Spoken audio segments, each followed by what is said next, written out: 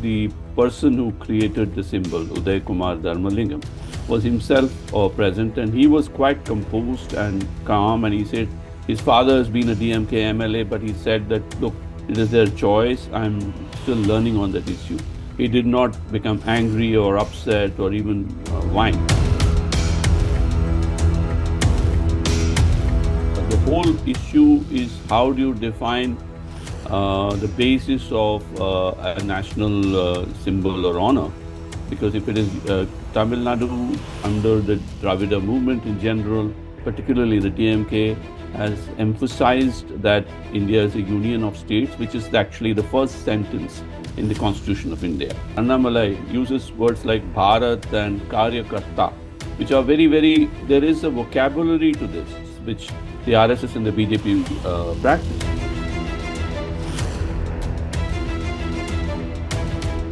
Tamil Nadu under the DMK says it is our choice whether to go for 2 or 3. By linking central funds to 2-language policy or 3-language policy, you are coercing us, or RSS used to say Hindi, Hindu, Hindustan, which is that Hindi as a language, Hinduism as a religion, and Hindustan as a place of the Hindus is what we believe in. So there is a history to this where the Dravida movement was opposed to this whole thing. Amit Shah and all other BJP leaders saying that the three language policy doesn't mandate learning Hindi, but that anyone can choose any language. How Tamil Nadu should understand this, sir? Yeah, how do you define whether the ball is a white ball or not? Do you play the white ball or not? So BJP thinks this is a white ball, or it thinks it's a no ball. Now, because you cross a certain line. Now, who defines the line? DMK says 2-language policy is the line. The moment you cross it into 3 languages, it doesn't matter which language you're coming in. And a lot of people sacrifice their lives. So I have said in a TV debate that Hindi is, as a political issue, is as important to the DMK as Ayodhya temple is to the BJP.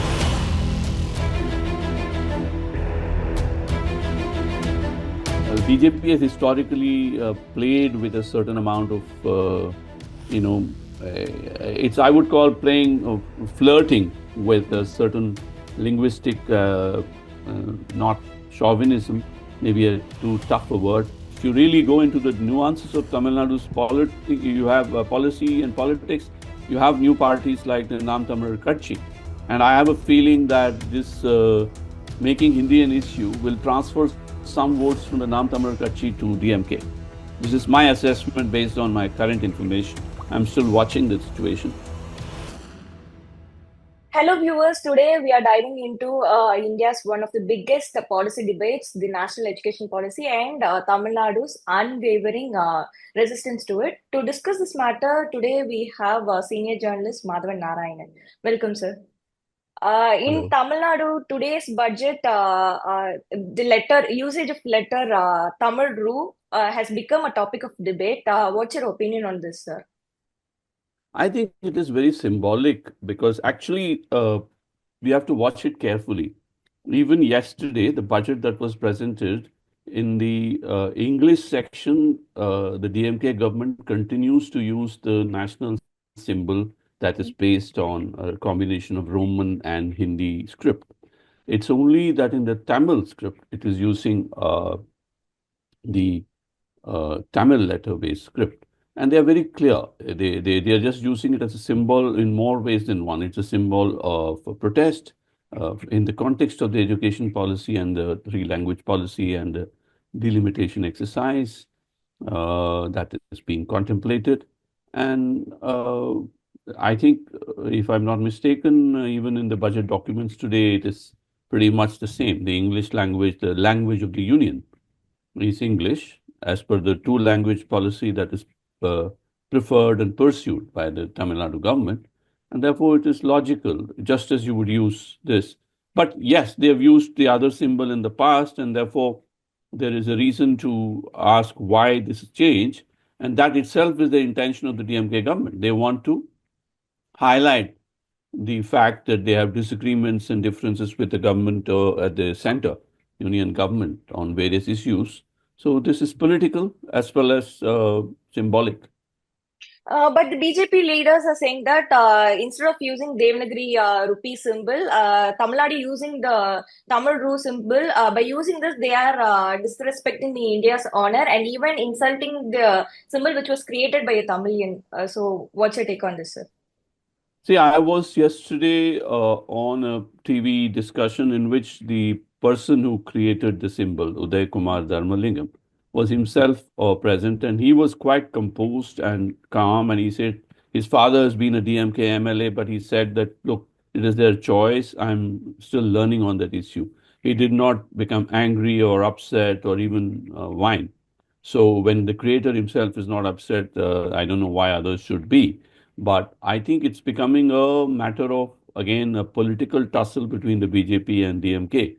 And I think the whole issue is how do you define the basis of a national symbol or honor?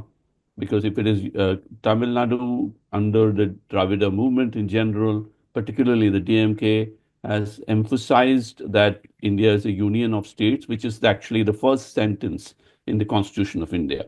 So they believe in federalism, unionism, as opposed to some kind of a historic, cultural approach that the BJP seems to write. If you look at it, the BJP Tamil Nadu president Annamalai uses words like Bharat and Karyakarta, which are very, very. There is a vocabulary to this, which the RSS and the BJP practice.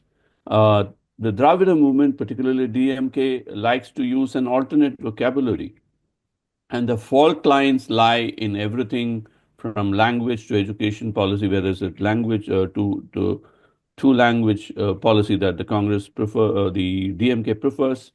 And of course, there have been other controversies, as you know, from the sharing of tax revenues and GST revenues to the so-called NEET examination, the National Entrance Test for medical students, which with the Tamil Nadu government, the DMK government has been wanting more autonomy on that because they believe that Tamil Nadu students are being deprived of their opportunities. So this is part of a long story.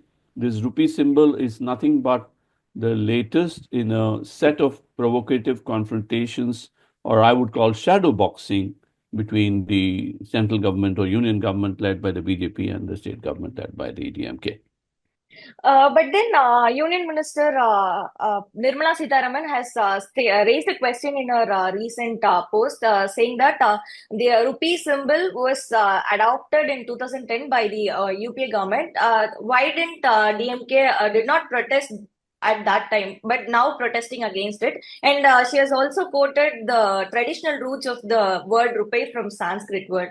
How do you see this?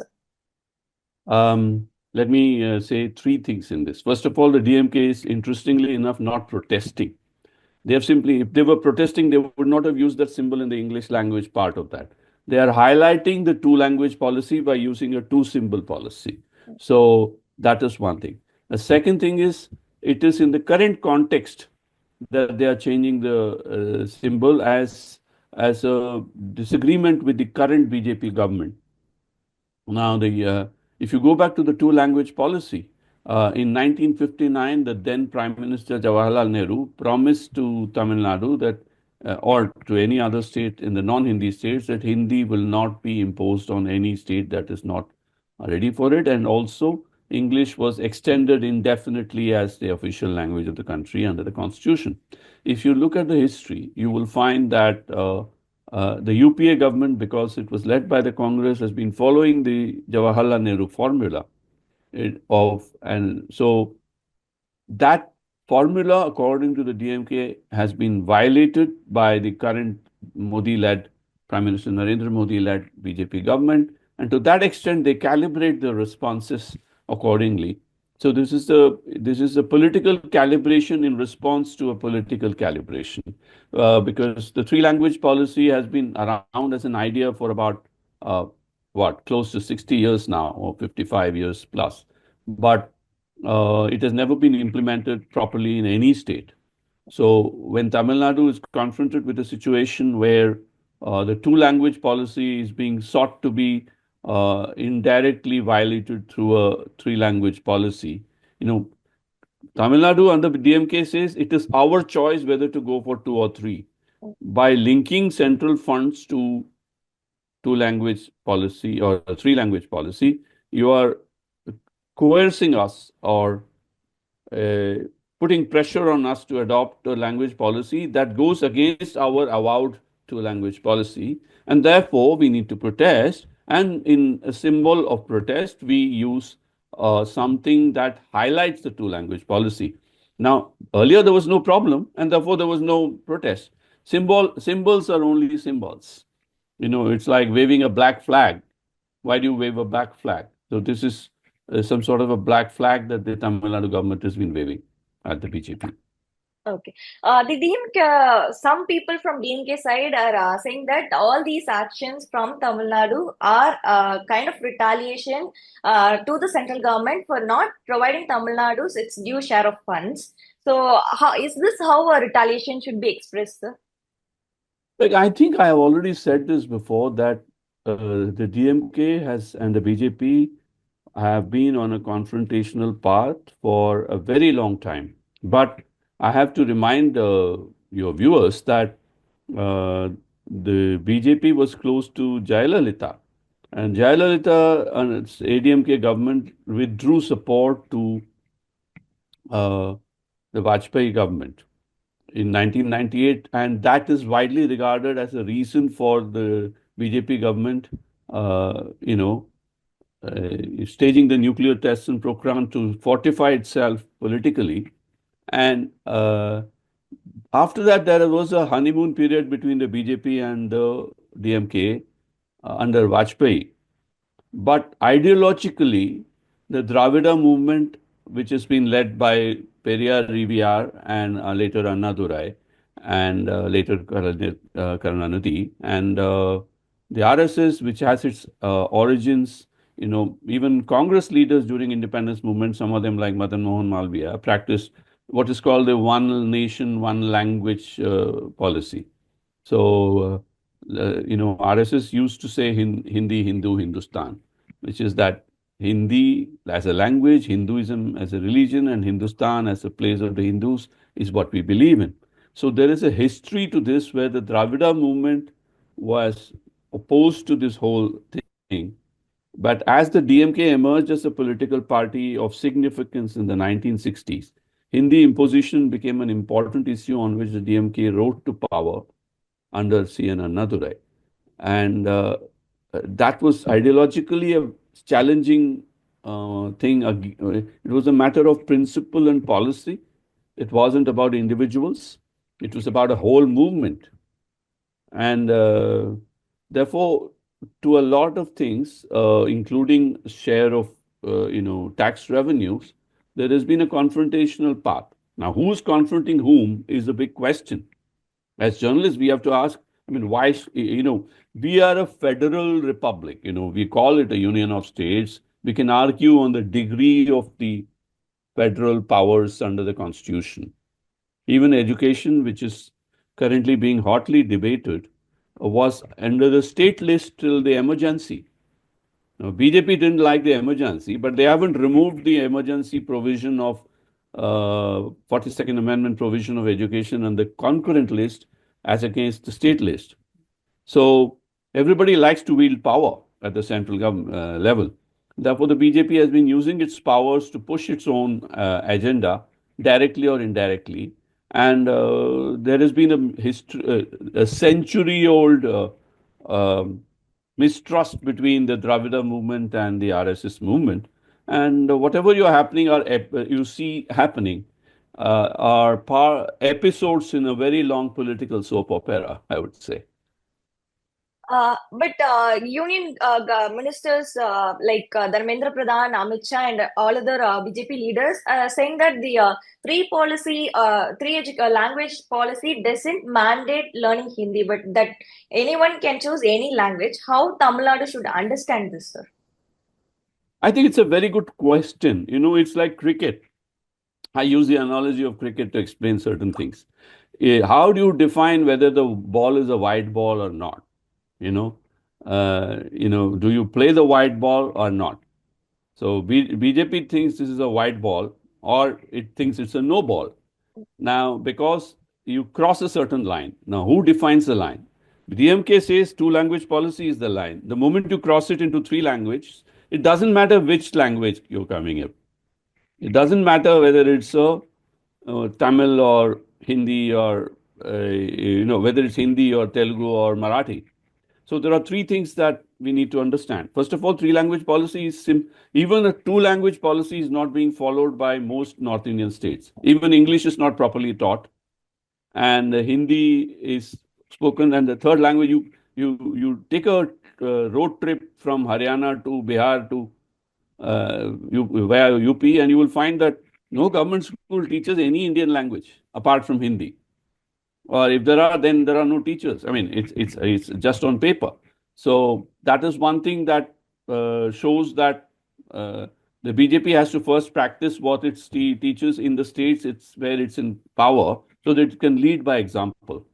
That is one important aspect. So the no ball syndrome works in many ways. At the practical level, the DMK can say, you've not done it in those states. How can you ask us? And second thing is, once you take that no ball line, that I am the one defining the no ball. Federalism is about who draws the line. It's not just about the line. It is women understand it very easily. It's like consent. It's for the woman to decide whether there is consent.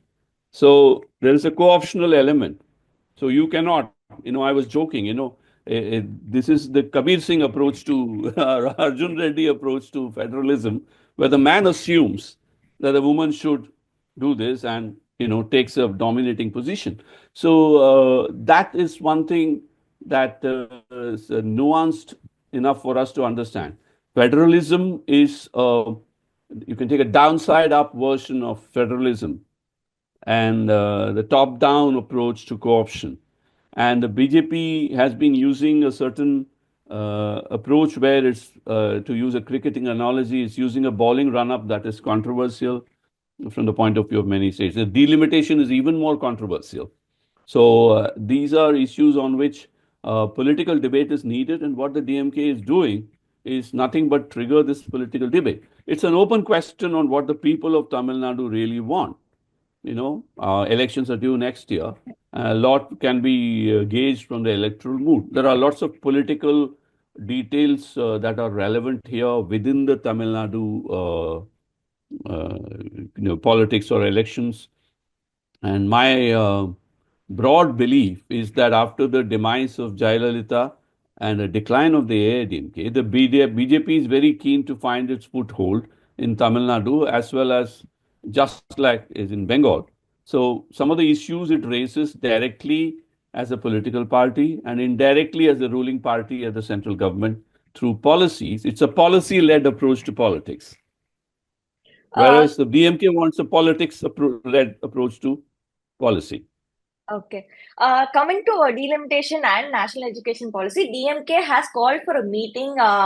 DMK party members are going beyond Tamil Nadu and meeting leaders from Karnataka, Telangana, and all others, and have called for a meeting to discuss about delimitation and NEP critics. Is Tamil Nadu positioning itself in a broader way as a counterweight to BJP's national agenda, sir? If so, how will it benefit DMK as a party as for a longer run, and for Tamil Nadu, how will it benefit, sir? I don't know about the benefit part. Let me explain the political situation.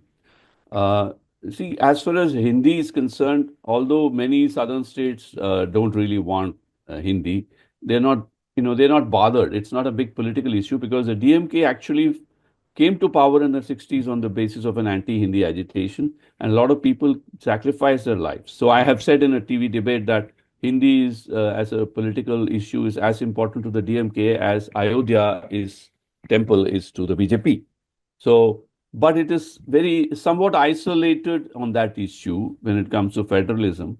Unlike delimitation, in which, if you notice, even former Orissa Chief Minister Naveen Patnaik is now ready to play ball with the DMK. So DMK has many other supporters among state chief ministers.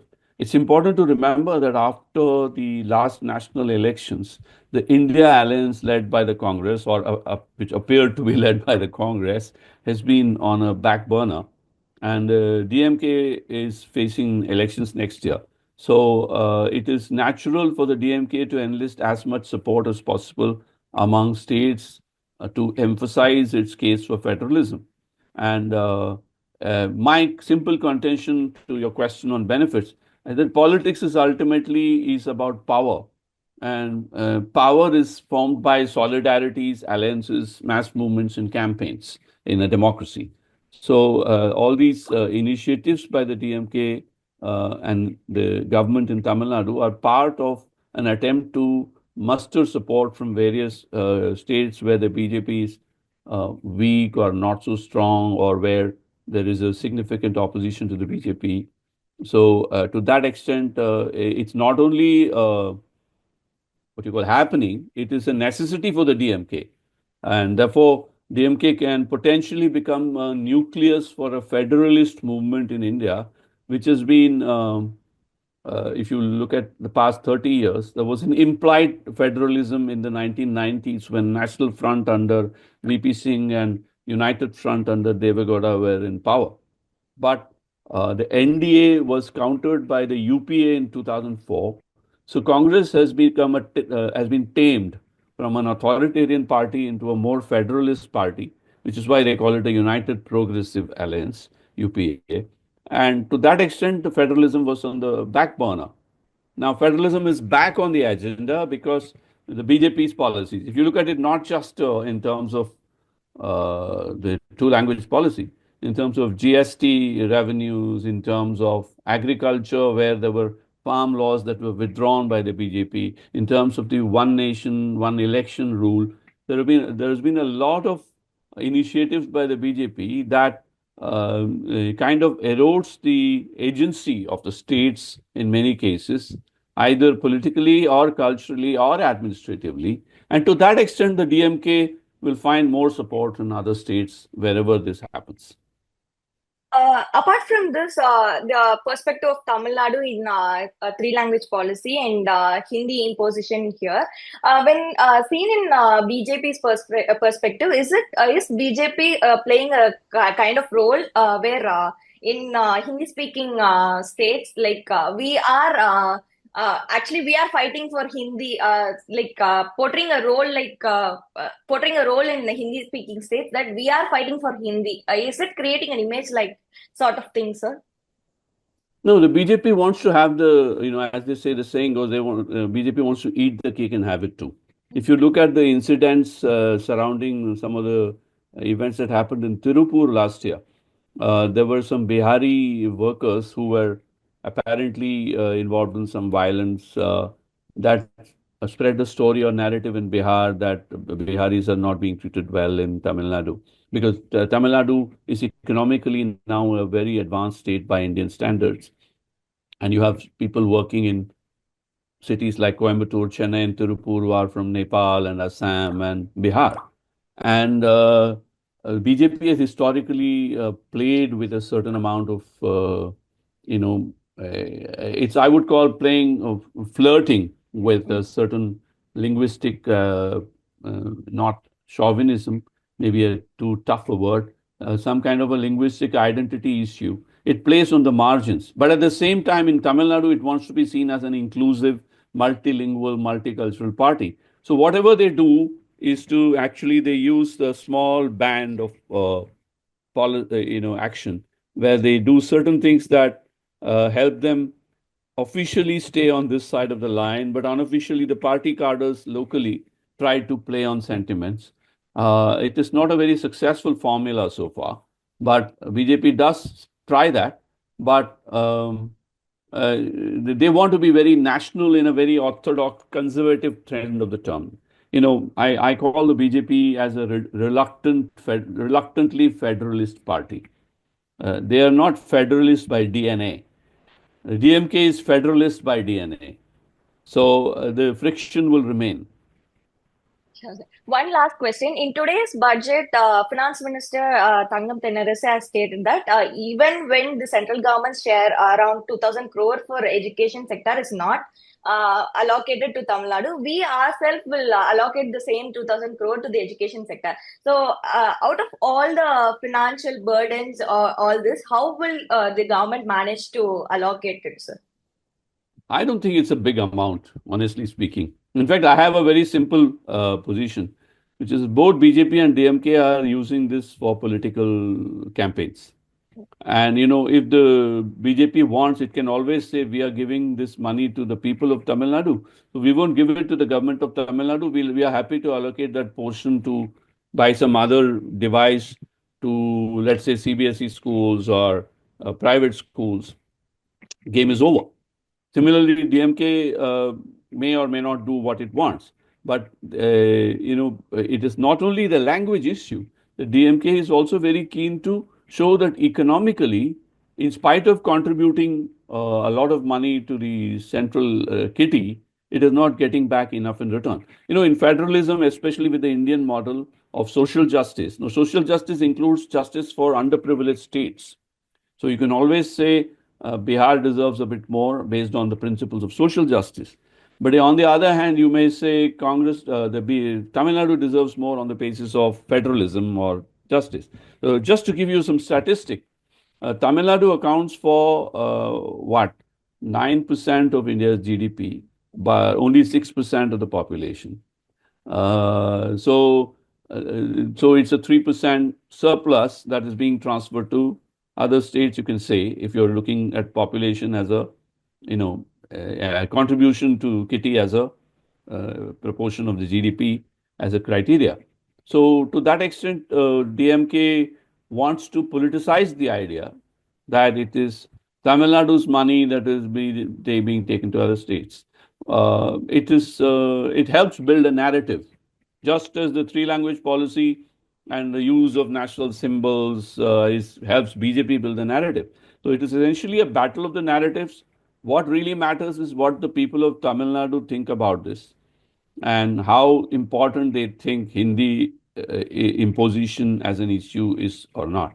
Honestly speaking, Hindi is not that big an issue either way for the people of Tamil Nadu. I'm clear on that. But yeah, if you really go into the nuances of Tamil Nadu's you have policy and politics, you have new parties like the Nam Tamil Katchi. And I have a feeling that this making Hindi an issue will transfer some votes from the Nam Tamil Katchi to DMK. This is my assessment based on my current information. I'm still watching the situation. But if that is the case, then DMK can hope to pat itself on the back. But on the other hand, if simply, a certain amount of financial and upward mobility is the issue, maybe the other policy measures that the BJP promises, we'll have to watch that, particularly because BJP has a lot of groundwork to do in Tamil Nadu because I don't think it can survive on its own. So it is really leaning on PMK, Patali Makkal Katchi, and even AIDMK under Edappadi Palaniswamy is not playing ball with the BJP. So the BJP is trying very hard. I think my own cynical observation is the BJP likes the idea of using Tamil Nadu to score points in the north. That is one way of looking at it. Sure, sir. And thank you for joining us and sharing your views with us, sir. Thank you. Thank you. Thank you. Thank you. Pleasure.